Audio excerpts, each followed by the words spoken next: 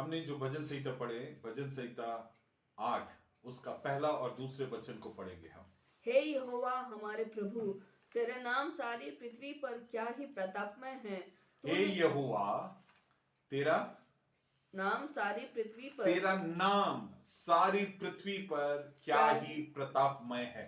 हम अगर इस वचन को गौर करेंगे, इस भजन संहिता को 3 भागों में बांट सकते हैं।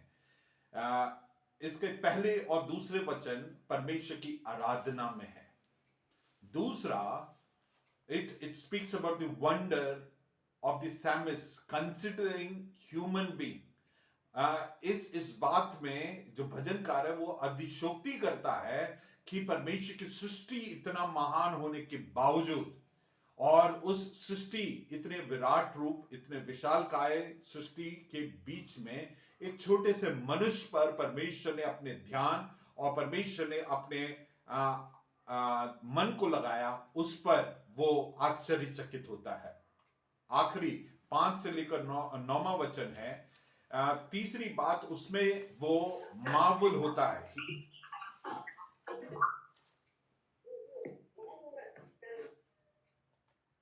उसमें वो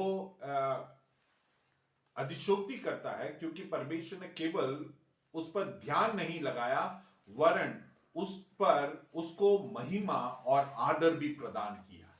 सो ये 3 भागों में हम देखेंगे। हो सकता है कि हम पहले ही भाग में ज्यादा ध्यान देंगे।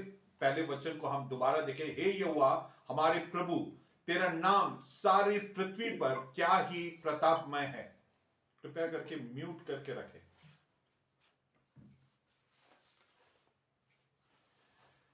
क्या ही प्रतापमय है। तूने अपने वैभव स्वर्ग पर दिखाया है। तूने अपने बैरियों के कारण बच्चों और दूध पियो के द्वारा सामर्थ की नींव डाली है, ताकि तू शत्रुओं और पलटा लेने वालों पर रोक रखे।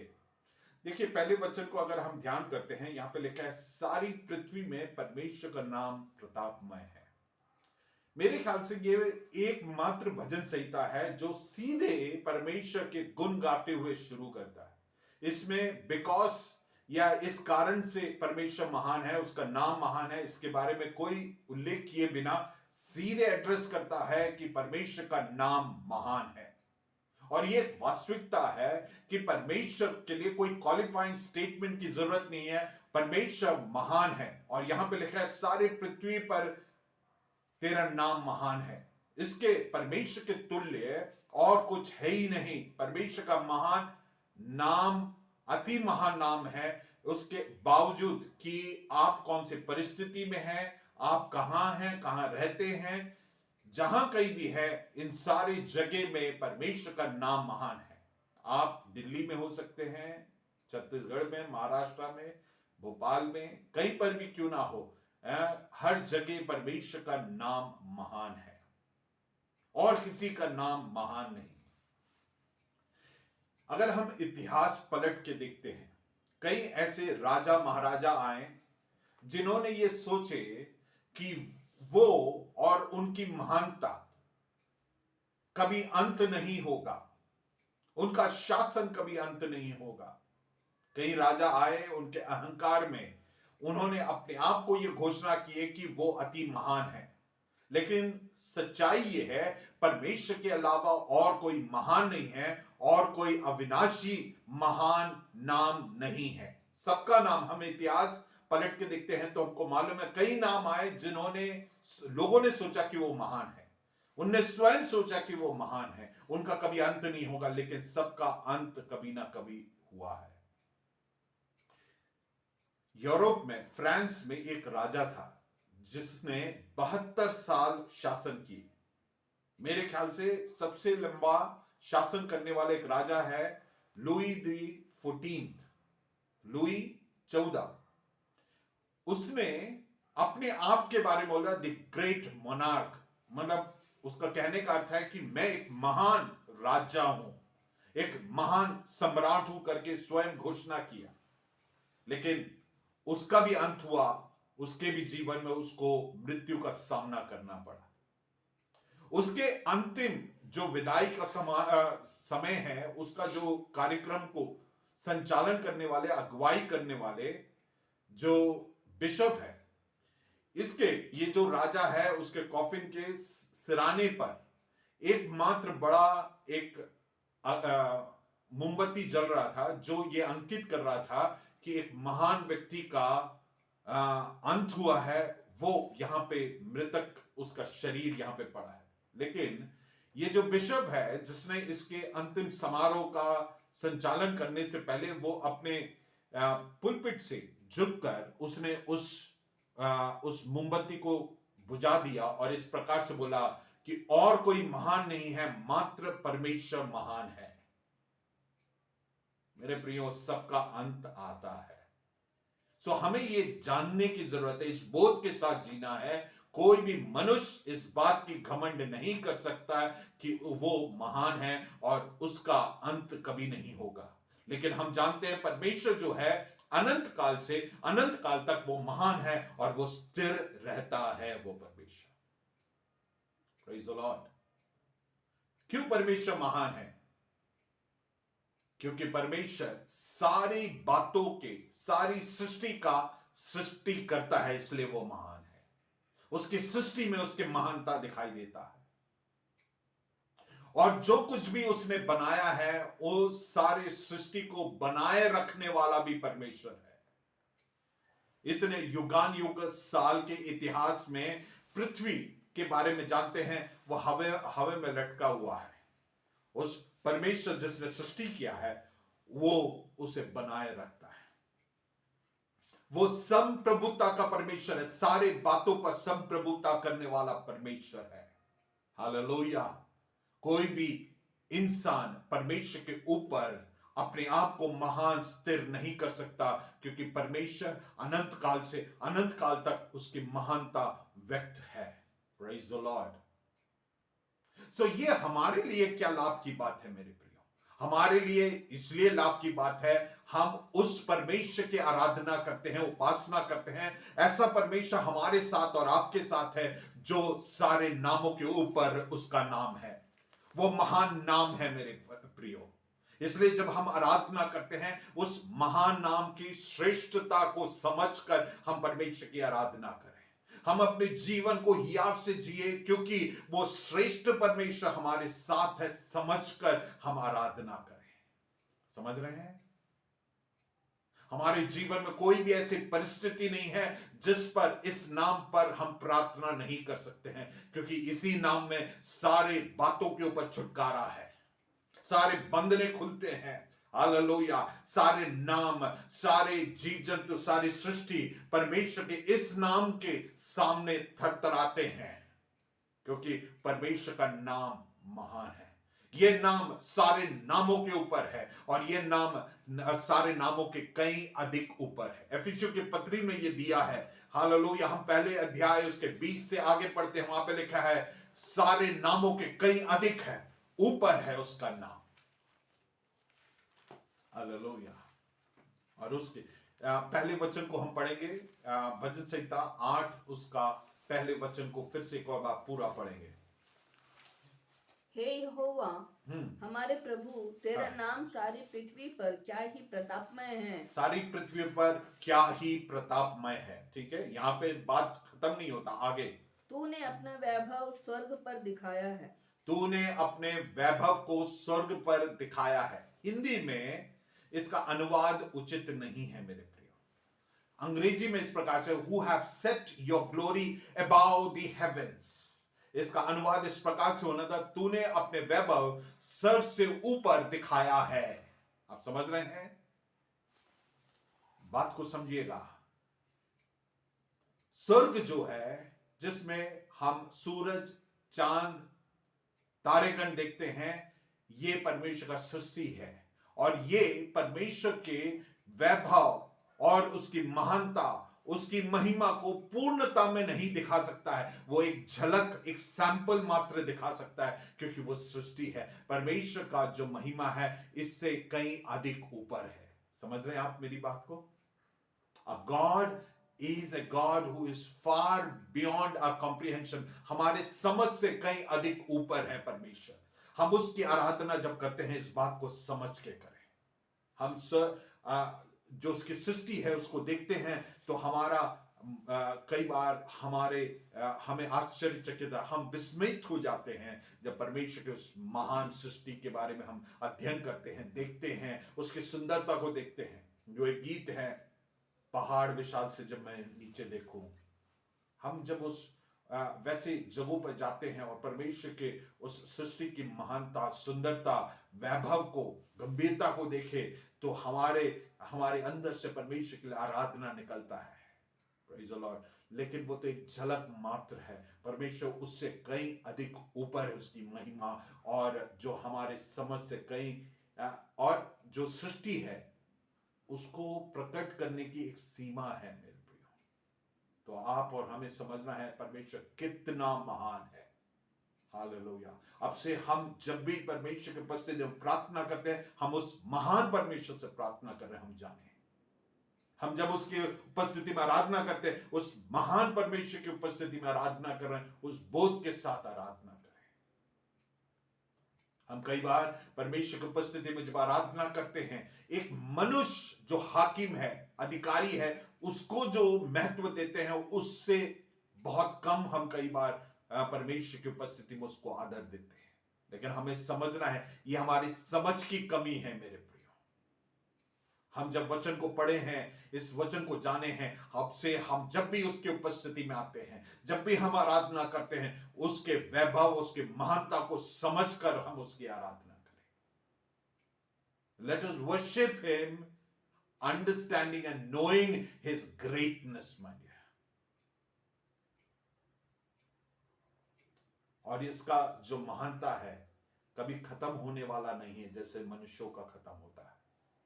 वो अनंत काल से अनंत काल तक ठहरा रहने वाला महानता है और उसके जो महान होने की जो बात है, उसकी जो महिमा है, उसमें कभी भी कमी नहीं आएगा। Praise the Lord. और इसलिए हम उस पर भरोसा नित्य कर सकते हैं। अभी यूपी के इलेक्शंस के संदर्भ में कुछ नेताओं के बारे में मैं उनकी वक्तव्यों को सुन रहा था। तो एक पूर्व मुख्यमंत्री इस प्रकार से बोल रहा था कि जो आईएएस ऑफिसर्स या अधिकारी होते हैं वो किसी का नहीं होते हैं। आप सत्ता में नहीं है वो ध्यान नहीं देंगे। मतलब क्या है? हर मनुष्य का अधिकार, उसका वैभव, उसका जो भी बातें हैं, उसका एक सीमा है मेरे प्रिय। लेकिन परमेश्वर का अधिकार, परमेश्वर का सामर्थ्य, उसका महिमा, उसका महानता, वो कभी नहीं खत्म होता है। Praise the Lord. और इस बात को हम समझे कि परमेश्वर की महिमा कभी नहीं खत्म हो। दूसरे वचन को पढ़ेंगे। तूने अपने बैरियों के कारण बच्चों और दूध पियों के द्वारा सामर्थ की नींव डाली है, ताकि तू शत्रु और पलटा लेने वालों को रोक रखे। Praise the Lord. दूसरा एक ध्यान देने वाली बात है, यहां पे लिखा है, ये सिखाता है हमारी जो अक्षमता है, हमारी जो दुर्बलता है, परमेश्वर उसे इस्तेमाल करता है ताकि जो बलवान है, शक्तिशाली है, उनको नीचे गिराने के लिए। आमीन बोल सकते हैं? आज अगर आप अपने आप को अक्षम महसूस करते हैं किसी परिस्थिति में, निस्सहाय महसूस करते हैं किसी परिस्थिति में, परमेश्वर की महिमा और परमेश्वर का सामर्थ्य आपके और मेरे अंदर कार्य करेगा ताकि हम उन लोगों को लज्जित करने पाए जो सामर्थी और अधिकारी है, वो प्रभावशाली है, उनको नीचे गिराने के लिए परमेश्वर इस्तेमाल करेगा। हालेलुया। मेरे प्रिय, मुझे नहीं मालूम आपकी परिस्थिति कैसी है। आपकी परिस्थितियों में शायद निस्सहाय महसूस कर रहे होंगे। आपकी परिस्थिति में लग रहा होगा कि आपके सहायता करने वाला कोई नहीं है। लेकिन ये वचन हमें बड़े हियाव देने पाए। परमेश्वर बच्चों के मुंह से आराधना करता है और उसमें से सामर्थ को प्रदान करता है और उसके द्वारा उन पर पलटा लेता है और नीचे गिराता है। मेरे प्रियो, हम जैसे हैं वैसे काफी है परमेश्वर को हमारे द्वारा कार्य करने के लिए, क्योंकि आप में और हम में दुर्बलता है, कमी है। वहां पे परमेश्वर का जो काम है, सामर्थ है, वो अधिकायत से काम करेगा मेरे प्रियो। इफ यू आर वीक, अगर आप थके मांदे हैं, आप में सामर्थ की कमी है, टैलेंट की कमी है, परमेश्वर का सामर्थ आपके लिए काफी है। हालेलुया। परमेश्वर के वचन में लिखा, I can do all things in Christ who strengtheneth me. मैं सब कुछ कर सकता हूं किसके द्वारा? परमेश्वर जो सामर्थ को प्रदान करता है। आपके और मेरे अक्षमता में परमेश्वर कार्य करेगा। मुझे कई बार अतिशयोक्ति होता है मैं अपने आप के बारे में जब सोचता हूं। आपको आज ये लग रहा है कि मैं बहुत सक्षम हूं, लेकिन मुझे मालूम है मैं कितना अक्षम हूं। लेकिन जो कुछ भी परमेश्वर करता है वो परमेश्वर के सामर्थ्य के कारण करता है। ये मैं अपने अनुभव से कह रहा हूं। आपके भी जीवन में परमेश्वर उस सामर्थ्य को प्रदान करेगा जो हमारे लिए काफी है मेरे प्रियो। अगर आप में अक्षमता है, आप में कमी है, तो आप ये जाने कि परमेश्वर के सामर्थ्य कार्य करने के लिए वो परिस्थिति काफी है मेरे प्रियो। Praise the lord. Your weakness is enough for God to do his work. पर तेरे अक्षमता काफी है परमेश्वर को कार्य करने के लिए। दूसरे वचन को एक और पढ़ेंगे, फिर आगे बढ़ेंगे। तूने अपने बैरियों के कारण हाँ बच्चों और दूध पियों के द्वारा हाँ सामर्थ की नींव डाली है, ताकि तू शत्रु और पलटा लेने वालों को रोक रखे। पलटा लेने वालों के को रोक रखे। किसके द्वारा? ध्यान दिए, बच्चों और दूध पीने वाले जो बच्चे हैं, इन दोनों से वो किसी का पलटा ले सकता है क्या? वो सबसे घर पे सबसे वीक वो होते हैं, और सबसे वीक वो होने के कारण घर में सब उसको ध्यान देते हैं। परमेश्वर बोला उन्हें इस्तेमाल करके मैं पलटा लूंगा। Praise the Lord. हम जितने सुन रहे हैं, हम उन बच्चों से अधिक सामर्थी है, अधिक सक्षम है। अगर परमेश्वर उन्हें इस्तेमाल कर सकता है तो मुझे और आपको निश्चित तौर से इस्तेमाल कर सकता है। अगर आप अक्षम महसूस कर रहे हैं, परमेश्वर का सामर्थ आपके ऊपर कार्य करेगा। विश्वास करें और उसमें एक आमीन को बोले। Praise the Lord. परमेश्वर हमारे द्वारा और हमारे अंदर और हमारे द्वारा कार्य निश्चित करेगा। सो आप कौन है, आप में कितनी क्षमता है, ये मायने नहीं रखता। परमेश्वर अपने कार्यों को क्यों करेगा? क्योंकि वो सामर्थी है, वो सक्षम है, और उसका सामर्थ हमारे द्वारा कार्य करेगा। Praise the Lord. तीसरे और तीसरे वचन से लेकर 8वें वचन अगर हम गौर करते हैं, यहाँ पे भजनकार बोलता है, मुझे अतिशयोक्ति होता है, मुझे अचरज होता है कि परमेश्वर ने इतने महान सृष्टियों को करने के बावजूद इस छोटे से मनुष्य को तवज्जो दिया, महत्व दिया। Praise the Lord. तीसरे और चौथे वचन को ध्यान से पढ़े। जब मैं आकाश को, हाँ। जो तेरे हाथों का कार्य है, हाँ। और चंद्रमा और तारागण को। यहाँ पे इस वचन को हम एक बार गौर करके आगे बढ़ेंगे। यहाँ पे लिखा है हाथों का कार्य है। अंग्रेजी में पढ़ते हैं, वहां पे लिखा है वर्क ऑफ योर फिंगर्स, लिखा है उंगलियों का काम। हम कई बार लोगों को बोलते हैं ये तो मेरा बाएं हाथ का काम है, बोलते हैं ना। हाथ का काम अगर हम आसानी से जिस चीज को कर सकते हैं उसको दर्शाने के लिए हम बोलते हैं बाएं हाथ का काम है।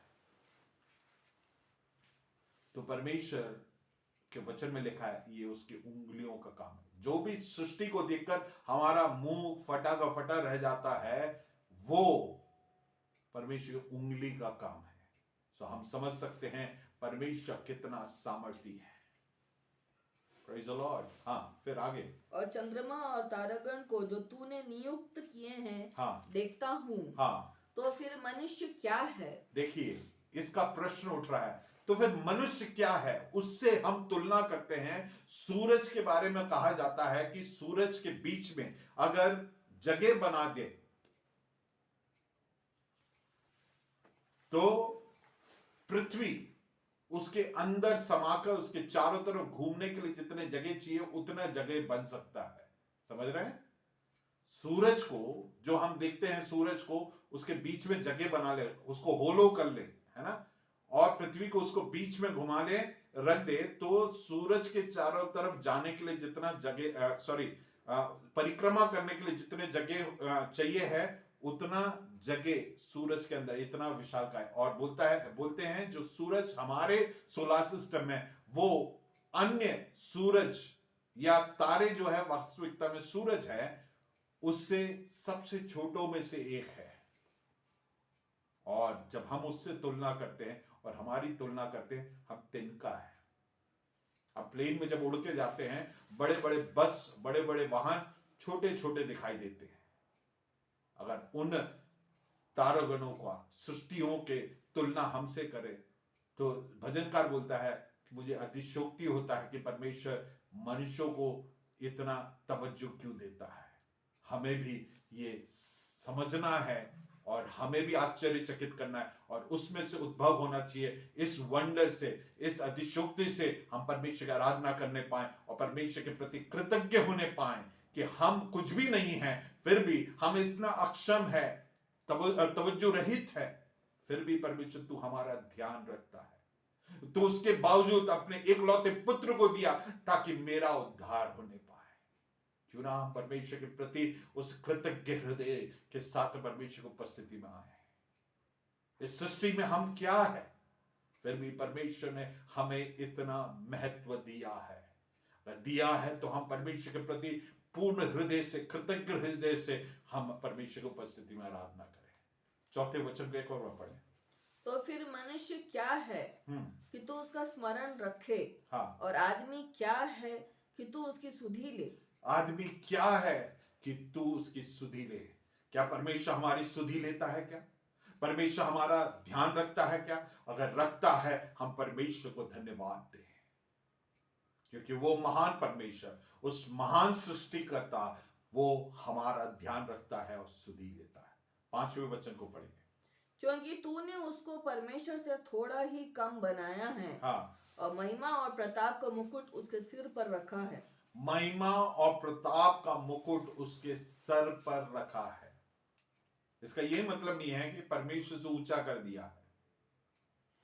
इसको समझने की जरूरत है कि ये तारेगण, ये अद्भुत सृष्टि के बावजूद मनुष्य को परमेश्वर ने महत्व दिया। मनुष्य को परमेश्वर ने कहा कि तुम्हें पुत्र और पुत्री होने का अधिकार दिया है। हमारा किसी से संबंध, अगर बड़े व्यक्ति से हमारा घनिष्ठ संबंध हो तो हमारा महिमा और प्रताप बढ़ता है। हमारा भी महिमा और प्रताप बढ़ने का कारण है हमारा संबंध परमेश्वर से, उस जीवते परमेश्वर से। और छठे और 8वें वचन को अगर हम छठे वचन से लेकर 8वें वचन को गौर करें, परमेश्वर ने हमें इस पृथ्वी पर जीव जंतुओं पर अधिकार को प्रदान किया है। हमारी प्रार्थनाओं में सामर्थ्य है मेरे प्रियो। 9वें पद को पढ़कर हम अंत करेंगे। हे यहोवा, हे यहोवा, हे हमारे प्रभु, हे हमारे प्रभु, तेरा नाम सारी पृथ्वी पर क्या ही प्रतापमय है। जिस बात से शुरू किया उसी बात से अंत कर रहा है। Praise the Lord. जो ये स्पष्ट करता है कि परमेश्वर का नाम प्रतापमय है।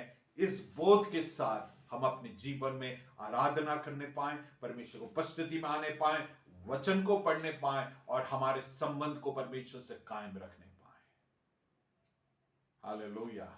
सो हम परमेश्वर की उस महानता को समझे, उसका प्रताप, उसके नाम सारी पृथ्वी के सब बातों, सब नामों के कई अधिक ऊपर है। इसलिए हमारी आराधना बदलने पाए, हमारी प्रार्थना बदलने पाए, हमारा परमेश्वर पर विश्वास और हिया बदलने पाए। आप और हम कभी भी अक्षम नहीं है। परमेश्वर हमारी अक्षमता में कार्य करेगा क्योंकि वो महान और सामर्थी परमेश्वर है। हमारे बीमार लोग चंगे होने पाए, हमारे कमजोर लोग चंगे होने पाए, हम अपने आत्मिक जीवन में ही आव बांधने पाए क्योंकि परमेश्वर हमारे साथ है। परमेश्वर इन वचनों के द्वारा हमें आशीषित करने पाए।